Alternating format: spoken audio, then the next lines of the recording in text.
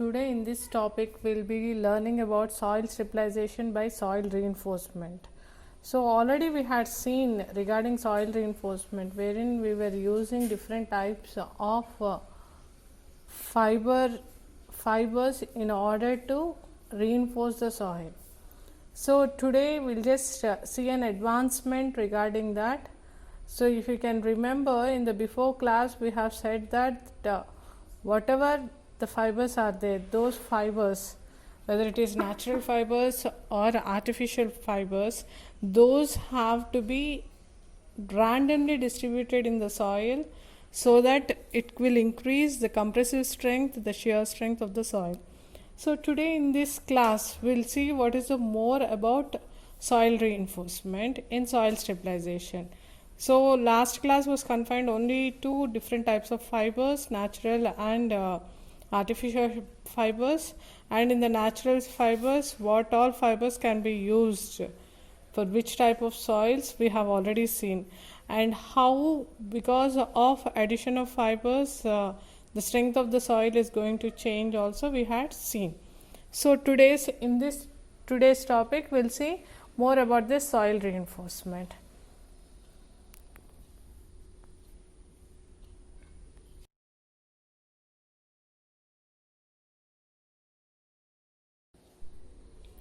In the figure we have here, you can see that soil is being reinforced by application of some material. There is a mat like thing that is being applied. This is one type of geomat, or how it is being used we'll just see. Means this is a geomat that is being applied so that for the construction purpose you can use it. So you can lay some layer of soil above it so that from down there will not be any movement of water, and it will add up to the strength of the material. So here this is a pic showing you the usage of geolayer, the spreading of geolayer before the construction is started.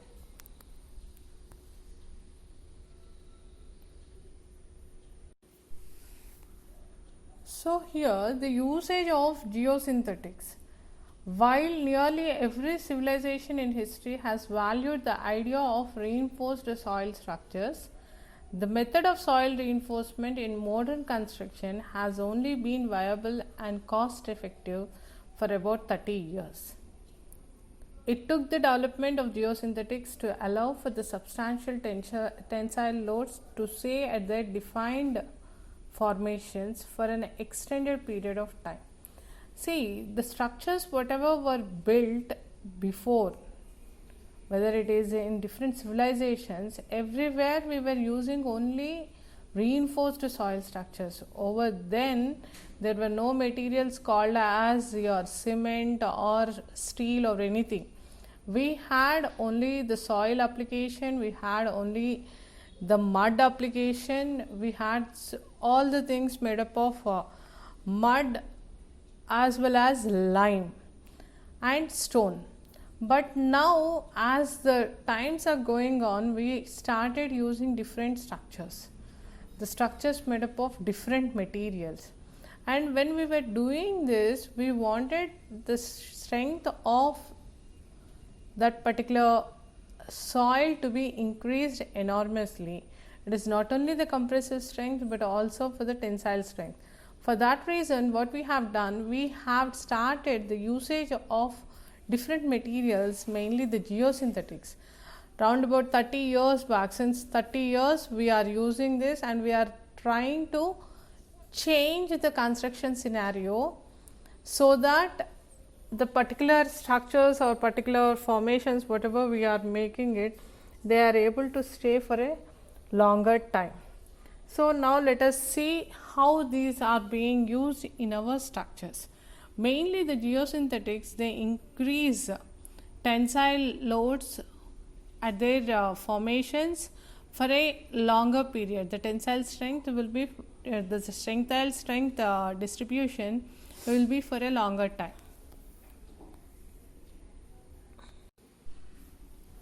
So here, what is the main use of geosynthetics in construction or in soil stabilization? The use of geosynthetics improves soil structural capacity,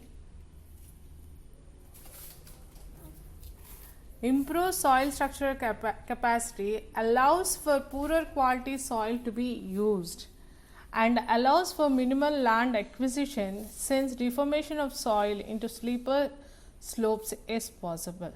See, the main use of geosynthetics is the soil structural stability is increasing, or soil structural capability is increasing. You can use this method in order to turn a poorer quality soil into a better quality soil, because of which what happens is land acquisition will become very less, and also you can use this in steeper slopes. So already in the last class we were just telling you about different types of fibers to be used in slopy areas, and you might have already seen for steeper slopes, or else in order to stop the landslides and all, we are using this geosynthetics. So here deformation of soil into steeper slopes is also possible because of the usage of geosynthetics, because of which land acquisition has become very minimal. Because of all these properties, geosynthetics are being used to a random extent, or they are used in construction industry mostly. So when it comes to geosynthetics, we have different types of geosynthetics. We have different types of materials that are available. We have various kinds of materials because of which soil reinforcement is being done. There are number of applications where using geotextiles for soil reinforcement makes a project easier, more efficient and costless. So in geosynthetics, the main thing what is being used is geotextiles for soil reinforcement. Not only for soil reinforcement, it also acts for the layer separation. And textile itself, it will be giving you an idea that it is just like a cloth that can be being spread at the place where is needed. So there are number of applications. Why we are using these geosynthetics mostly is because of this usage, the construction is becoming easier, it is becoming more efficient and also less costly. Because of all these processes, we are using geosynthetics to the maximum extent. Merafi, the manufacturers of the line of geotextiles, suggested a few of these applications.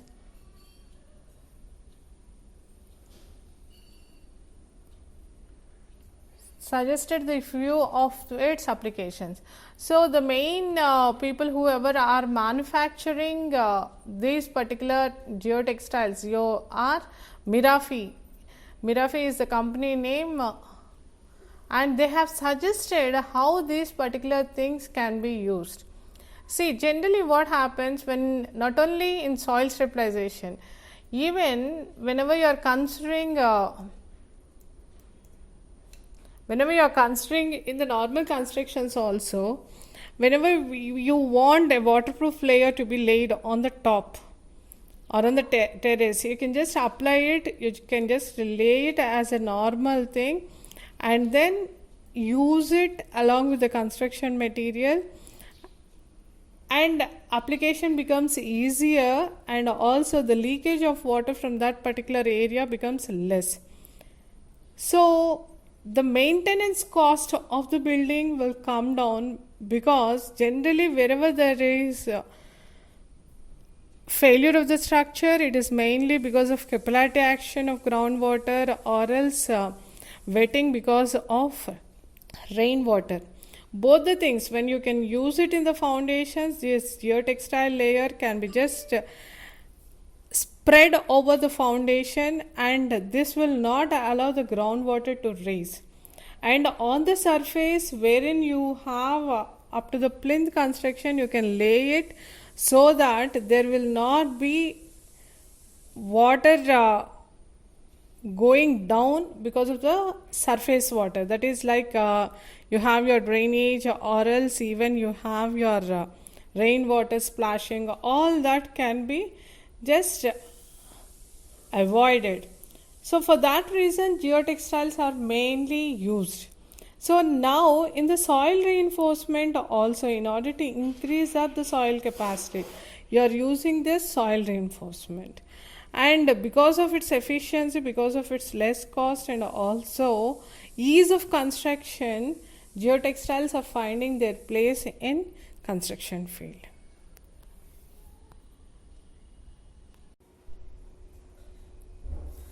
So, use of these geosynthetics in weak foundations or as embankments on weak foundations. Stabilization and reinforcement is often needed on embankments due to the presence of soft foundation soils, low shear strength, and excessive consolidation settlements. So, because of the soft foundation soils, or whenever you have very less shear strength, and consolidation is also more over those places, generally we use geosynthetics. Through the use of high strength, high modulus geosynthetics, these can be offset. So when you are using geosynthetics, you can use these materials for an offsetting. This allows for the formation of higher embankments and steeper slide slopes. It promotes uniform settlements, virtually eliminates excavation and replacement costs, and minimizes the time and space required to complete the project. So these are the main uses. See, generally whenever you have a weak foundation, we will try to abandon the place and then try to change the design procedure. But here, because of this geosynthetics, what is happening, steeper side slopes is also possible, uniform settlement is being given, and eliminates excavation and replacement cost. Whatever are there, those can be eliminated, and also time requirement and space requirement can be minimized. Because of all these things, we are using these embankments on weak foundations. We are using geosynthetics in all these cases. So in soil stabilization and reinforcement, we find mainly the use of geosynthetics. We have very good use because of all those, and we have cost effectiveness as well as time saving and all. The next one is in retaining walls. The projects with a need for effective low cost soil reinforcement, retaining walls can be found everywhere. These cannot only be achieved by the use of geosynthetics, but they are also up to 50% cheaper than the traditional alternative of cast in place concrete walls. So these retaining walls, whenever we are using these retaining walls, not only the use of geosynthetics, when you use this retaining walls construction, this one is generally up to 50% cheaper when you are considering traditional concrete walls. So with respect to concrete walls, this particular retaining wall structures construction is becoming more effective with respect to the cost. Reinforced soil retaining walls allow for the use of on-site fill and give the contractor a variety of facing options, including treated timber, precast concrete panels, natural stone, and vegetated facings. So these are the main things. What is the main thing? Whenever you are using soil reinforced retaining walls, you can use on-site fill material, and also you can include the usage of timber as well as precast concrete panels and the natural stone materials, and also the vegetative facings. All these can be used in the retaining wall structures.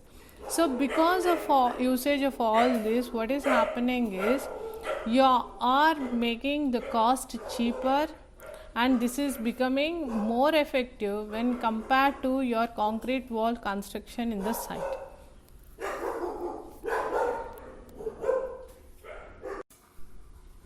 Subgrade stabilization.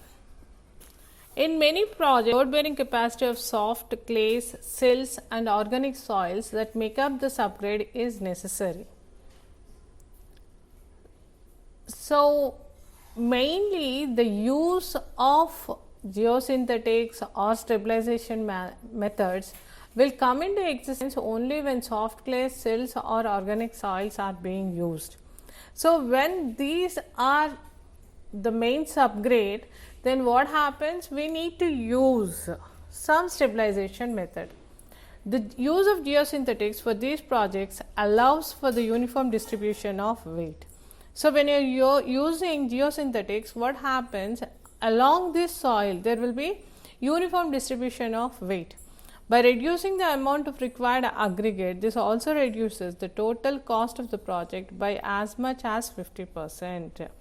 So, what is happening? If you are reducing the amount of required aggregate, if the stone aggregate that you are using is also reduced, then what is happening? The cost of the project is coming down to 50%.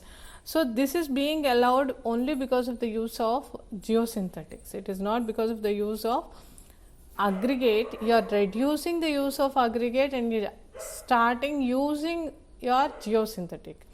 Aggregate thickness and the structural and the drainage capacity of the base course is able to be maintained throughout the life of the structure, and this enables the project to continue in all weather conditions, which results in faster completion. So, the aggregate thickness, the thickness of the aggregate what you are using in the structure, as well as the structural and drainage facility, drainage capacity of the base course, everything is maintained throughout the life of the structure in all types of weathers, in all types of regions. This is possible. Because of this, what is happening is geosynthetics usage has become more. Not only that, the faster completion of the project, cost effectiveness are also the added reasons for the use of geosynthetics.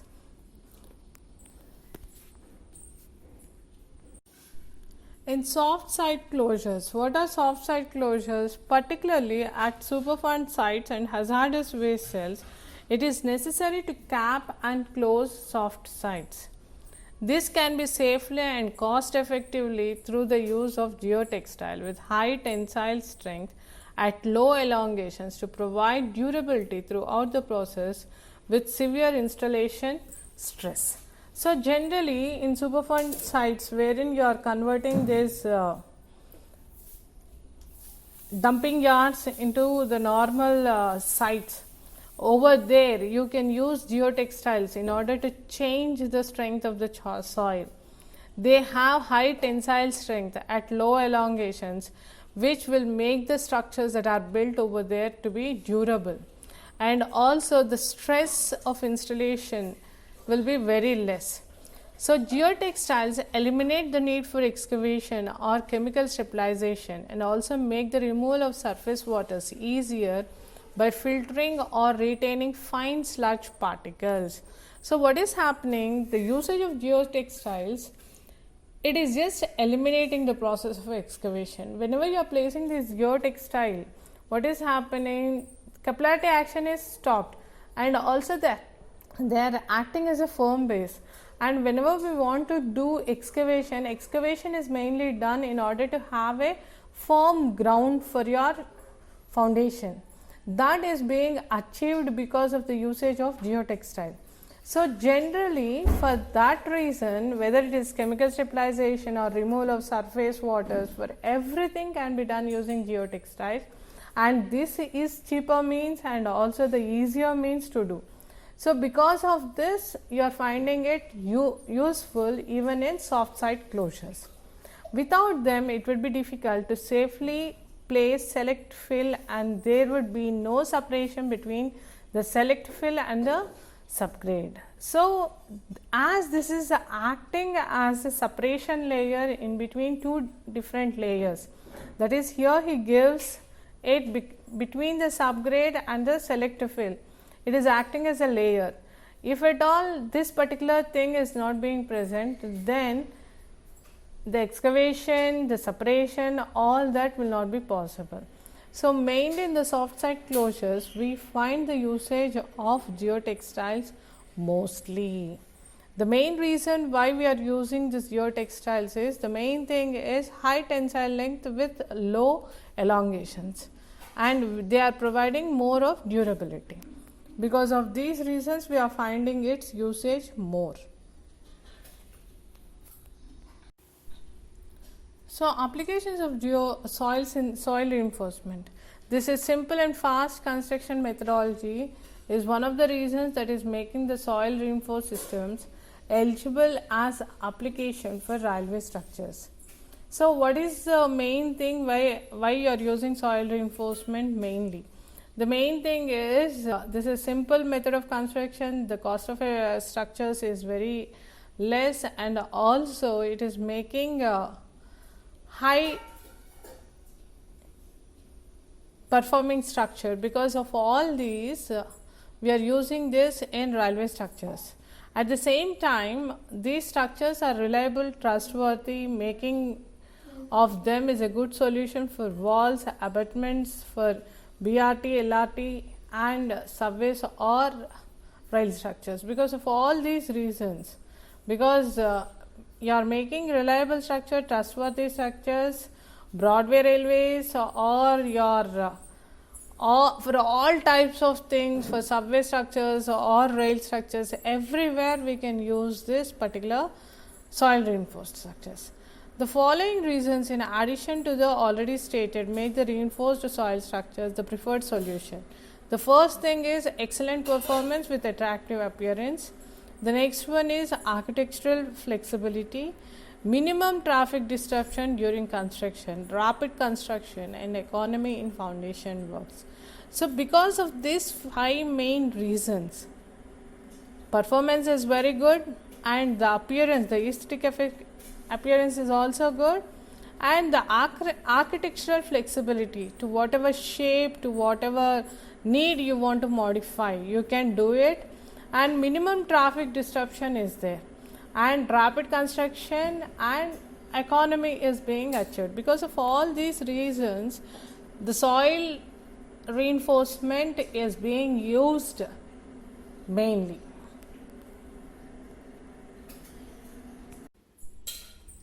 The next topic in soil reinforcement is stone columns. How the stone columns are used in soil reinforcement. Stone column ground improvement involves adding vertical columns of stone into the ground to a depth of at least 4 meters below the ground surface. A layer of compacted gravel can then be put over the top of the columns, then ready for the construction of new house foundations.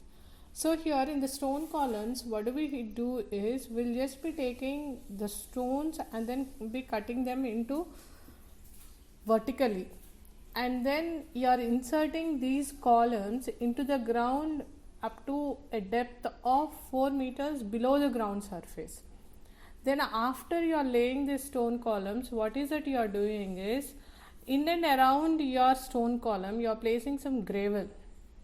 So this one you will be doing it when the soil is very loose, and when you think that that particular soil cannot be used for construction. So then once this gravel is laid and then compacted well thoroughly, then you can use that particular soil for your ground house foundations or constructions. So this method, since there is a gravel or the stone being put in the ground, what will happen, it acts as a very good basement, or very good firm ground will be created. Then you will be able to do your construction in the normal procedure. So for that reason, stone columns are preferred, and wherever the stone availability is to a large extent, over there generally we take up this. Whenever the import has to be done, then it becomes difficult, but wherever the columns are, wherever the stone or the rock material is available, over there you can carry on this particular stone column method of soil reinforcement or ground improvement technique. So the next question is, we said that stone columns are to be introduced. what are stone columns first? How is that we are going to introduce them? So here he gives what is stone column.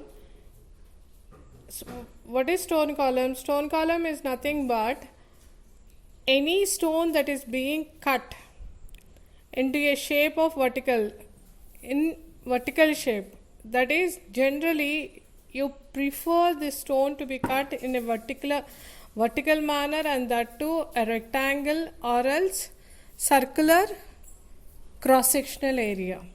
So generally we prefer circular cross section or else rectangular cross section, and then the length of the columns is approximately, that particular stone column is 4 meters, and you try to put it below your ground surface also, 4 meters below the ground surface.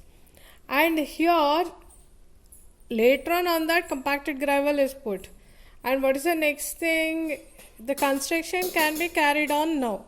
It means that this, you are just inserting that and then adding this particular gravel, so it is acting as a solid platform, and that particular soil is enough for your construction means.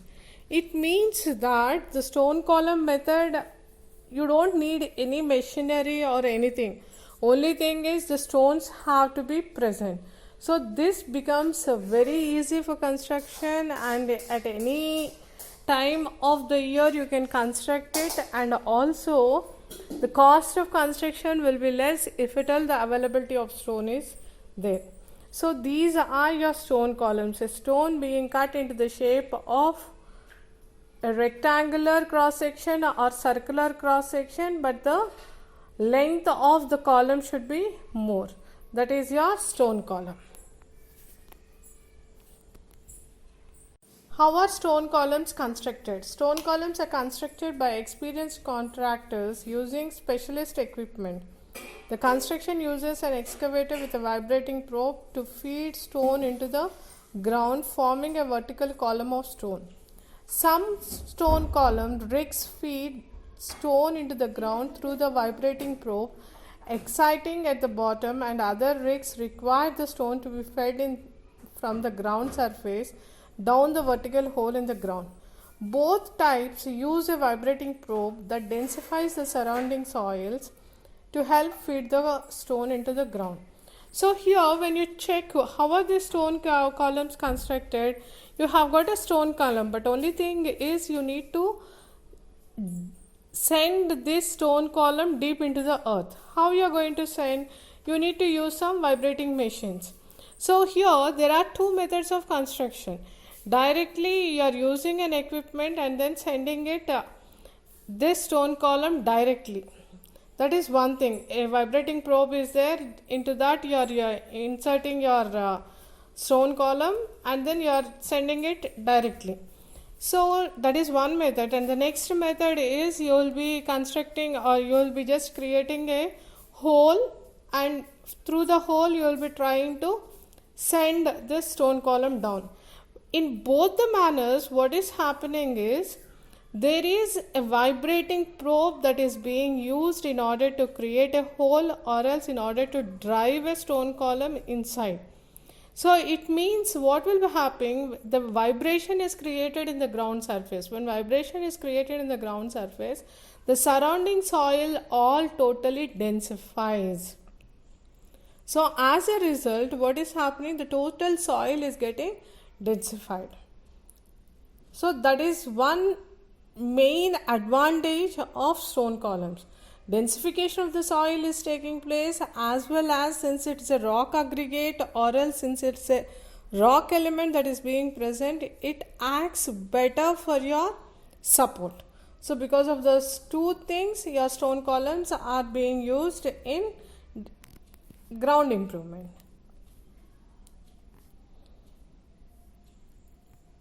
So the next question, what is it is stone. How do the stone columns improve the ground? Stone columns help to limit the amount and consequences of future liquefaction. So what are the main things why you are using stone columns? Because it is going to limit your liquefaction. It is going to control your liquefaction. How?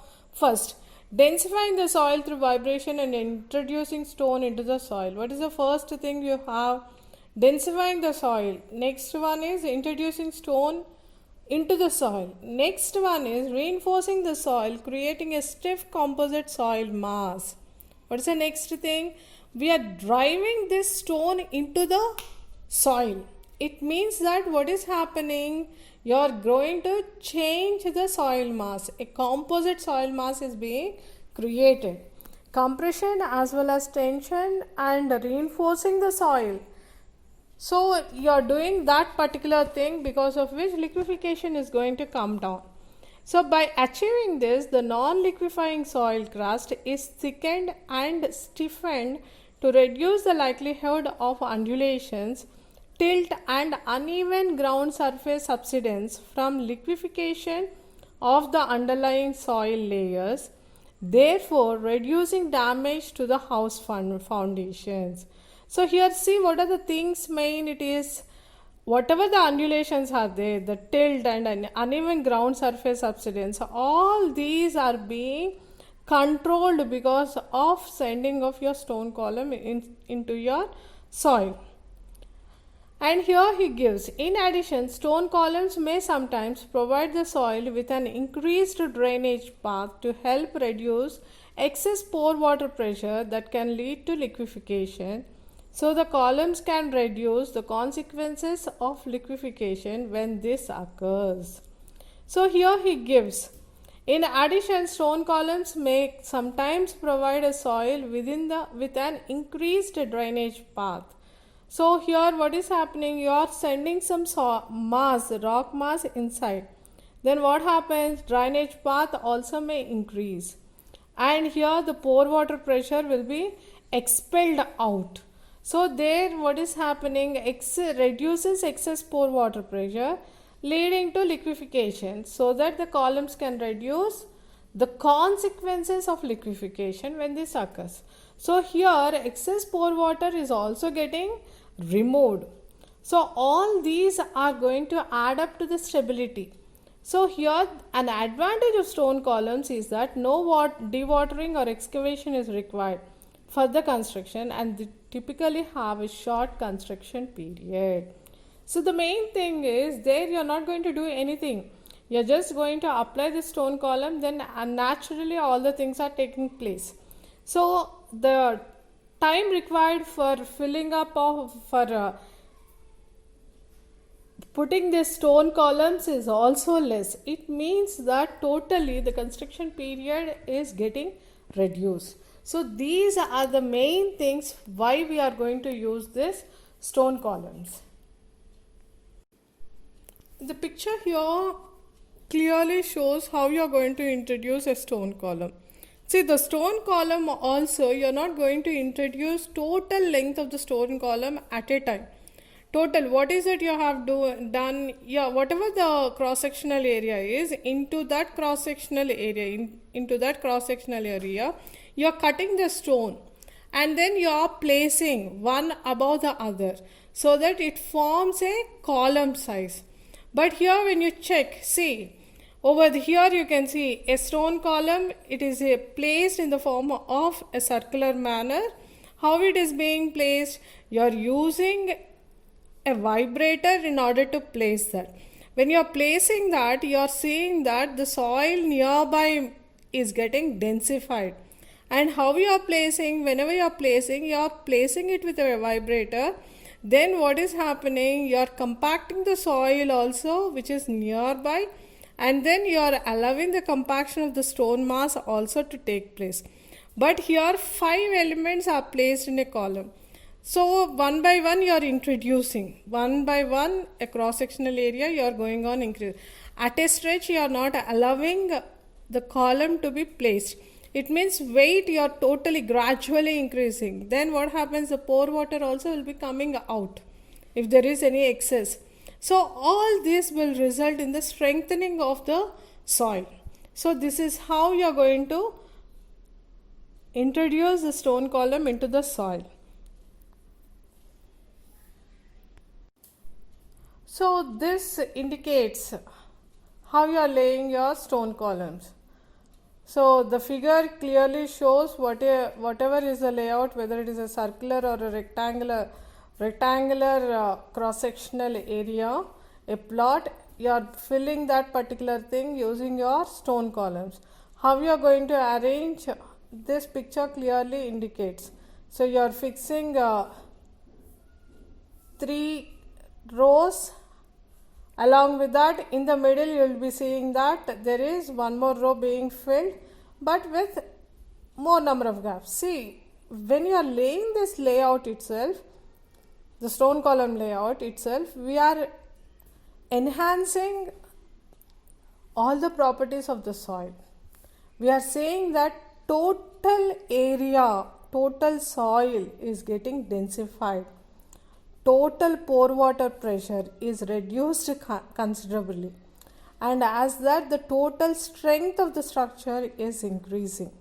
So all this you are going to justify just by your layout diagram, and over here clearly you can see how much area is being considered for each stone column also. So all this will be acting up to the stability of your ground. The next thing what we have is, for what type of soils does this stone columns suit? So that is the next question, and that is the most important question that we like to answer first. Before we take up stone columns, we need to answer for what type of soils, in what manner will it be helpful. So here he gives, stone columns are best suited to sandy soils.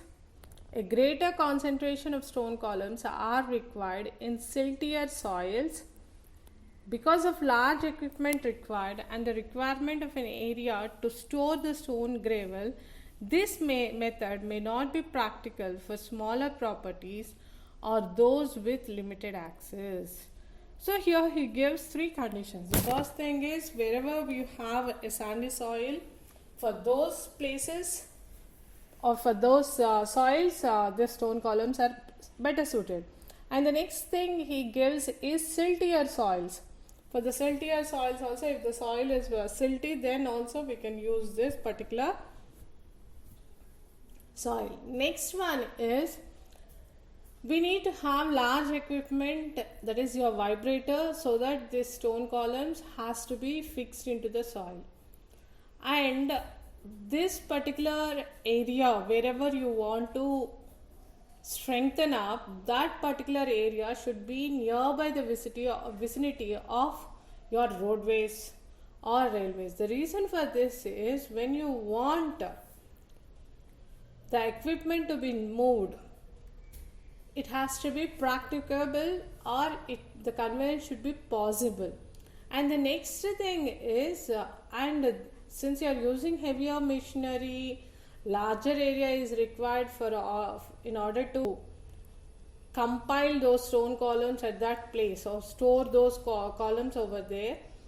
For smaller properties of the soil which have to be changed, this method is not practicable. Not only the cost wise reaction related to your stacking, also this is not practicable. So for that reasons, generally when the large area is taken and the amount of properties or the number of properties that has to be modified is more, and when the soil is not good enough, in those cases we'll try to take up this stone columns.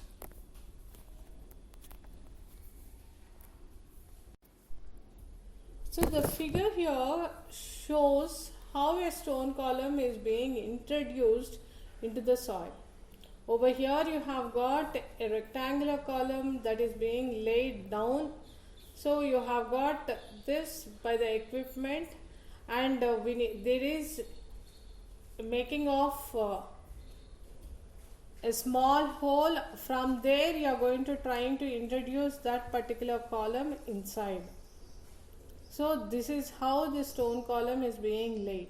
So the equipment needed, and you can even see at the back a warehouse being storing all these stone columns. All these will be requirements. So generally for larger areas we prefer it. So for that reason, he gives the reason as conveyance and storing place have to be more. Apart from that, the amount of area that has to be treated also should be more. So here when you are laying the stone column, you can see the stone column, even you need to place gravel around the stone column so that the particular stone column and the soil nearby the stone column gets densified. So you have got a soil gravel also, the you have got rock aggregate also being placed at that particular place. So this indicates that a column is being placed. Along with the column, you are trying to put the gravel around it and then send it into the soil. So with this we'll come to the end of this particular chapter, that is soil reinforcement using stone columns, and also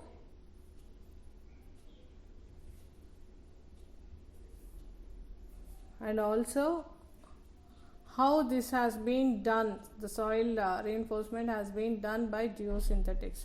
So particularly in this particular class, in this particular class, we have seen mainly the usage of geosynthetics as well as the usage of stone columns. Depending on the usage, depending upon the cost, depending upon the time availability, we are preferring geosynthetics to a maximum extent when compared to the normal thing. That is, when compared to the other means of modification of soil. The main reason being usage of geosynthetics is easier, and for every type of soils it is practical, and also when we take the cost effectiveness also it is more, and substantially the tensile strength of the soil is also increasing. Generally soil, whenever you are taking we are considering only for the compressive loads, yes, but over here, since this particular thing, whenever we are using geosynthetics, a tensile load also may act over an extended period or defined period. You can allow the elongation to take place. So because of all these reasons, geosynthetics are being preferred in construction industry nowadays when compared to all other methods of thing.